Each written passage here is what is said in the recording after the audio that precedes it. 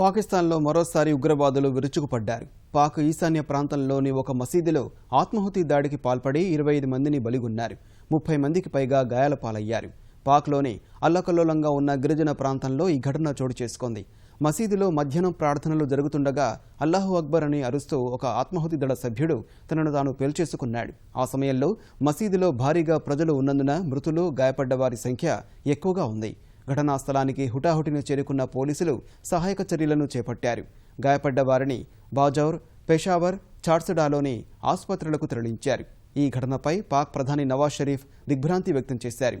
చివరి ఉగ్రవాదిని మట్టుబెట్టే వరకు తీవ్రవాదంపై పోరు కొనసాగుతుందని షరీఫ్ ప్రకటించిన రోజే ఈ ఘాతుకం చోటు చేసుకుంది.